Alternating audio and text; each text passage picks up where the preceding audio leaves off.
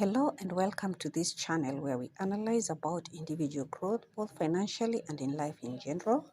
There are several strategies that you can employ to achieve financial success. Some of the strategies for achieving financial success can be classified into frugal living, creating an emergency fund, investment, and debt management. Let us talk about frugal living.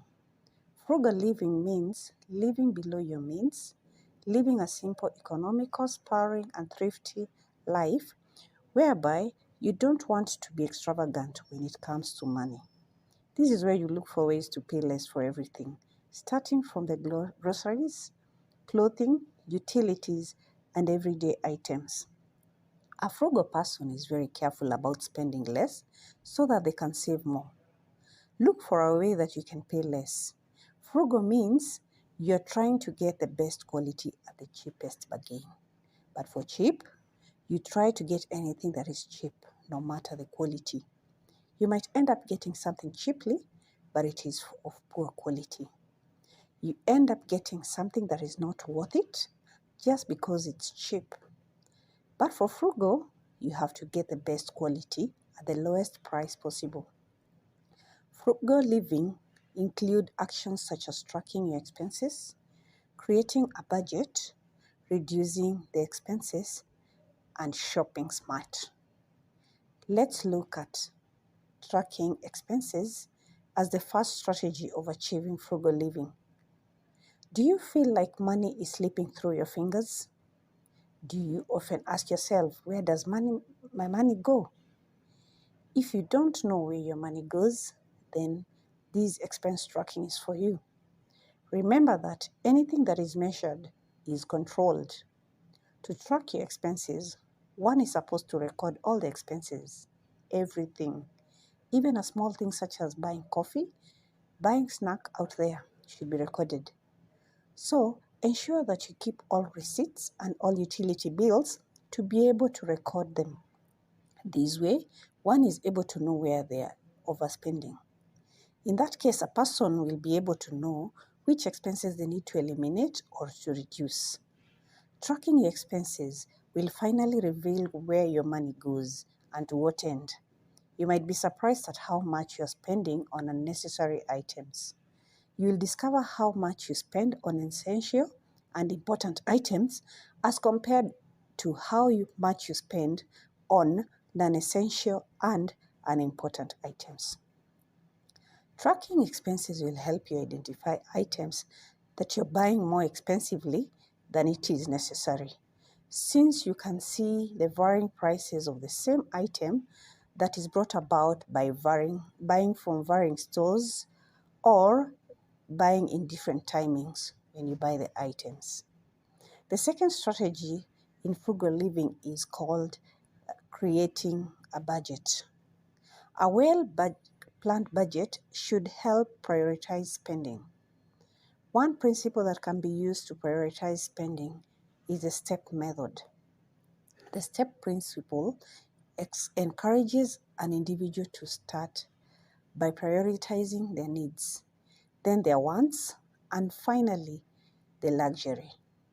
A need is something that you require for you to live and cannot do without for a long time.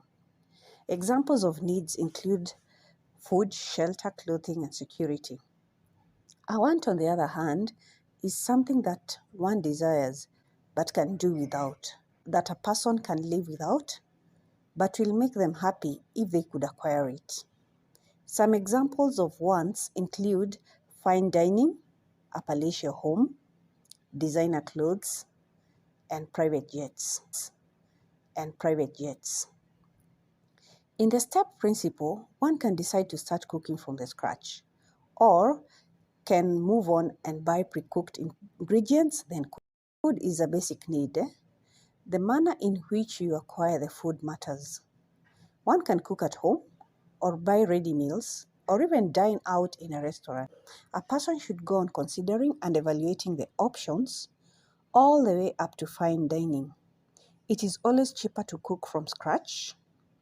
This qualifies to be called a need that has to be spent on fast. Fine dining, on the other hand, is a more expensive option of getting food and hence qualifies to be classified as a want. And so while analyzing the spending, it changes step by step from a need to a want to a luxury. By the time one reaches fine dining, that is a want. It is no longer a need. One does not need to dine in a fine restaurant for them to eat and survive, and it's even more expensive. From these, one is able to differentiate between unnecessary spending and luxury spending. One is able to prioritize. In this case, a person may decide the necessary spending, which is cooking from scratch, can be done every day. Periodically, for example, monthly or weekly, a person can decide to order in, while during an important occasion, one can decide to spend on fine dining. The trade-off principle is the second method of prioritizing spending. Here, one asks themselves, if they decide to buy a cup of coffee, how much coffee can be made at home with the same amount of money? You might be surprised to find that the price on the takeout coffee is enough to buy one packet of coffee beans that might yield many cups of homemade coffee. Another example of trade-off is by asking yourself such a question as, if I spend this money on a holiday destination during my vacation, how much debt would this money have repaid? You ask yourself and try to trade off and see which one is your priority for now. Depending on your need and wants, you'll be able to prioritize by choosing the spending that aligns with your priority and trade it off with the one that does not. The 1, 2, 3 principle is another method used in prioritizing spending. This is where needs are categorized into category 1, category 2, and category 3. Category 1 is basically the needs. Needs are things that you can't live without. You have to be under a roof. You have to wear something to cover up yourself, and you need security. These are essential for life. The second ones are not essential, but are important. Things like buying a bicycle, upgrading your phone, buying running shoes, or signing up for gym fall in category 2. The third category is where items that are non-essential and important belong. These are luxuries. Spending some subscription for entertainment, spa treatment, buying candy bars, and all such things belong to category 3. Whichever principle you use to prioritize spending, just know that it is important to differentiate between necessary spending and luxury spending so that you can prioritize spending optimally. Other than prioritizing spending, a good budget should be able to help in allocating resources more efficiently. In this case, the budget should help a person allocate more money to the needs than the wants, and finally, if some money is left, allocate it to luxury spending. When you allocate your money efficiently, by starting with the most pressing and important need, all the way to the less important need, you'll be on the right track to your financial success. A budget should be able to ensure that money is set aside for emergencies and for investments. Using a budget, one is able to set achievable financial goals as one is able to identify all the income streams and the amount of income and expenditure for a given period. When you're creating a budget, you take charge of your money. You ensure that your hard-earned money is wisely spent. Warren Buffett, who is the 5th richest man in the world, said, "Don't save what is left after spending, but spend what is left after saving." The process of creating a budget involves the following activities. Identify all your income and list them. The income referred to here is the net income after taxes and all of that. List all your expenses. You can categorize your expenses into either needs or wants. And like we said, needs are the things that you can't live without. Things like food, utilities such as power and water, you can't do without water. Wants are items that you aspire to have, but you can still do without. Like going out, food takeout, going on expensive holiday, signing up for a gym. You can look for other ways of being healthy and fit, such as taking walks, jogging, or hiking. Start by paying yourself first. Paying yourself first means saving and investing as well as setting aside some money for emergencies. If you decide that a certain percentage of your income is what you're going to save, start by taking the percentage and putting it aside. You can automate the system by putting in place a standing order with your bank, and that money goes to your savings and investment. Then, the money that is left, you divide it between wants and needs. You start with the needs. Once you fulfill the needs, you can go to the wants.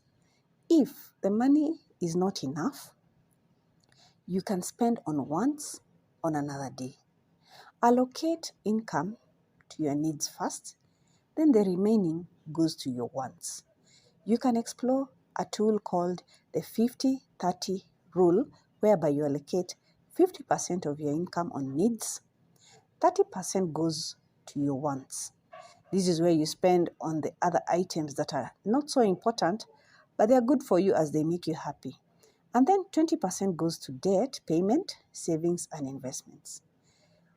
This is now where you are paying off yourself.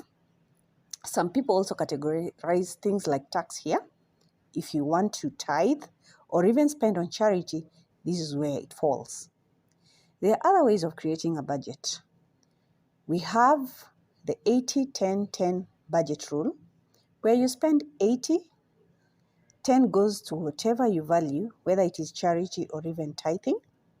The other 10% goes to your luxury items. We shall cover more on the budget process in our future videos. So hit that notification bell and subscribe so that you can be notified once the video is out.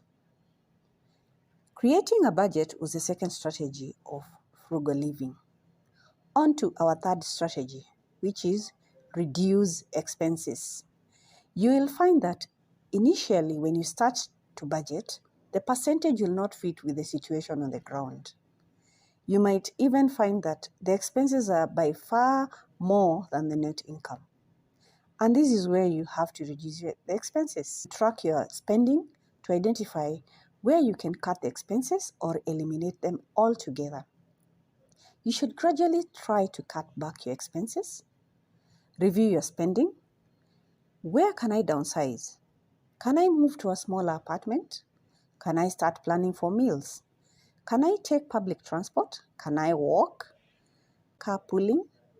Actions such as switching off lights when not needed, fixing any water leakages in the house, using energy-saving bulbs, using efficient gadgets, and all that will help reduce utility costs. You should look for free or low-cost entertainment, such as going for hiking, going to the local parks, or the public beaches, playing games such as board games, tennis, and all that. After all, fun doesn't have to cost a fortune because the best thing in life are free. Warren Buffett, despite being one of the richest men in the world, has stayed in the same house for over 60 years, since 1958. So you're supposed to try and live below your means. Remember, just because you can afford it, you don't have to buy it. But it doesn't mean you deprive yourself of things or happiness. The thing here is to try not to keep up with the Joneses.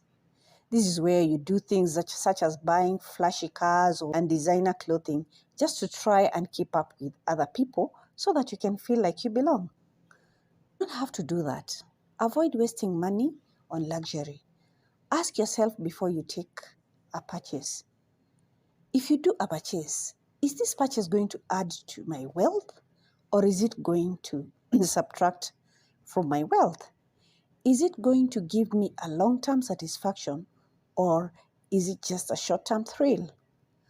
Try to delay your gratification. We advise people here to apply the 24-hour rule. You might see something very nice, a very nice flashy phone that you really want to buy. Before you buy it, we advise you to take 48 hours. Think about it. Come back one day or 2 days later and ask yourself if you really need it. If you feel you still need it, you can buy it. If not, you will have saved your money. Warren Buffett says, if you buy things you don't need, soon you have to sell things that you need. The fourth and final strategy to living frugally is to shop smart. This is where you make informed and strategic shopping decisions. Seek value for money when shopping. Don't just buy low quality things because you are saving. Look for durability. Carry out your research. Buy store brands. You don't have to buy designer brands. You can consider buying second-hand gadgets. Buy second-hand cars, electronics, or even furniture. You can do bulk buying. Take advantage of coupons. To achieve smart shopping, you need to create a detailed budget. Shop using debit cards instead of credit cards. Avoid impulse buying. Wait for sales. When there's a sale, go and buy the goods on sale. Buy such goods that you will have established that you need to buy. For example, you might need to change your furniture, but wait for the sale. Then you go and buy and take advantage of the price cuts given during sales. Warren Buffett has been in the forefront of practicing frugal living. He is the master of frugal living.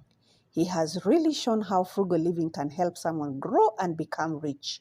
Warren Buffett once said, "Price is what you pay, and value is what you get." Some people want to buy something because it has a high price, thinking that if something is expensive, then it is good quality.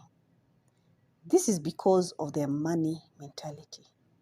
Always remember that price is what you pay and value is what you get.